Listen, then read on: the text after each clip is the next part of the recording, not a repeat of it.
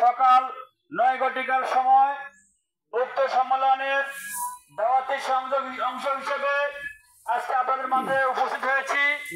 আমাদের আজকের ১৪ নং ফরিদপুর দক্ষিণ ইউনিয়নের ৯ নম্বর ওয়ার্ডের পূর্ব হরিণীদুর্গাপুর আমাদের আব্বাস ভাইয়ের দোকানের সামনে আজকের এই গণসংযোগের দাওয়াতি সংযোগের আমাদের মাঝে উপস্থিত আছেন ১৪ নং ফরিদপুর দক্ষিণ ইউনিয়নের সম্মানিত সেক্রেটারি মাস্টার আমির হোসেন কামাল ভাই।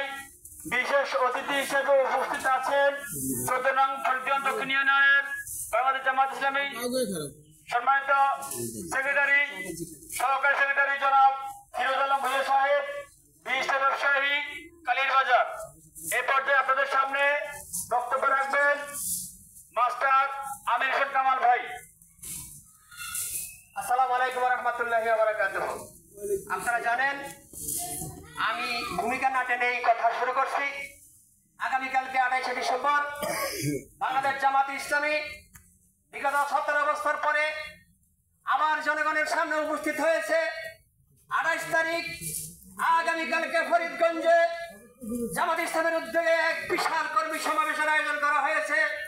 এই কর্মী সম্মেলনে উপস্থিত থাকবেন বাংলাদেশের বরেণ্য রাজনীতিবিদ, বিশিষ্ট শিক্ষাবিদ, জননেতা অধ্যাপক মুজিবুর রহমান সাহেব।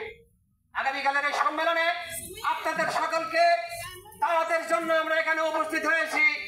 আপনারা জানেন বিগত ১৭ বছর আমরা কোনো কথা বলতে পারি নাই, বাড়ি ঘরে থাকতে পারি নাই। জামাত বিএনপির জুলুম নির্যাতন, জামাত বিএনপির উপরে যে জুলুম নির্যাতন করেছে এই ফ্যাসিস্ট, এই আওয়ামী দুঃচক্র, এই ভারতের দালালেরা আমাদের এই দেশকে একটি কারাগারে পরিণত করেছিল। আজকে সময় এসেছে, আজকে সুযোগ এসেছে বাংলাদেশ জামাত ইসলামী জাতীয়তাবাদী শক্তি এই ফ্যাসিস্ট হাসিনার, এই আওয়ামী দুঃচক্রকে, এই ভারতের দালালদেরকে নিশ্চিহ্ন করার। ইনশাআল্লাহ আগামী দিনের ২৮ তারিখের এই সম্মেলনে আপনারা দলে দলে যোগদান করবেন। কি জামাত কি বিএনপি, আমরা দলের ভেদাভেদ করব না। জনগণের কথা জননেতারা আমাদেরকে শোনাবেন, দেশের কথা, দেশের মুক্তির কথা, মানুষের মুক্তির কথা আমাদের নেতৃবৃন্দ শোনাবেন। সকলেই সেখানে যাবেন, কথা শুনবেন, দেশের ভবিষ্যৎ সম্পর্কে আপনাদের উপদেশ দেবে, বর্তমানে কি দেশে চলছে তার সম্পর্কে আপনাদেরকে সতর্ক করবে। আপনারা জানেন গতকালকে সচিবালয়ে আগুন লেগেছে। আজকে শুধু সচিবালয়ে আগুন না, এটা পুরো বাংলাদেশকে জ্বালিয়ে দেওয়া হয়েছে।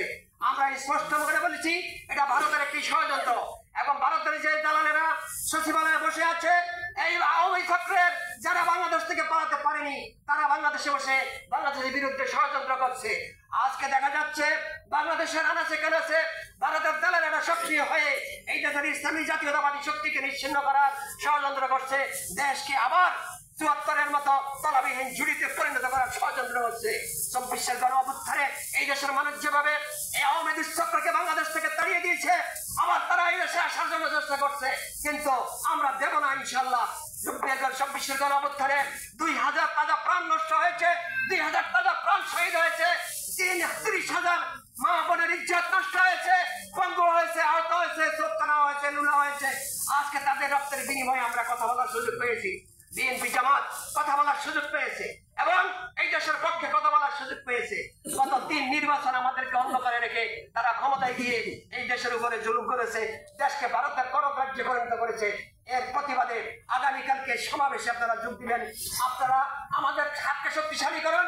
এই দেশের বিরোধী দলের যে রাজনীতি আছে তার হাতকে শক্তিশালী করে আমরা এই দেশ থেকে জুলুম নির্যাতন অত্যাচার লুটপাট রিজার্ভ চোর বাংলাদেশ থেকে যারা পালিয়ে গিয়েছে তারা যারা রাজনৈতিক পুনর্বাসন করতে না পারে, পুনর্বাসন হয়ে না আসতে পারে, আমরা সে প্রতিজ্ঞাবদ্ধ ইনশাআল্লাহ আগামী দিনের আন্দোলনে, আগামী দিনের ভোটের নির্বাচনে, আগামী দিনের ভোট যুদ্ধে আপনারা আপনাদের আমানতকে রক্ষা করে এই দেশকে আবার আপনারা একটি স্বাধীন সার্বভৌম রাষ্ট্র, কল্যাণমুখী রাষ্ট্র জামাত ইসলামের প্রতিষ্ঠা দলে পতাকা তলে ঐক্যবদ্ধ হয়ে আসবেন ইনশাআল্লাহ। এই পতাকা প্রত্যাশা ব্যক্ত করে আমি আমার বক্তব্য এখানে শেষ করছি। আসসালামু আলাইকুম ওয়া রাহমাতুল্লাহি ওয়া বারাকাতুহু।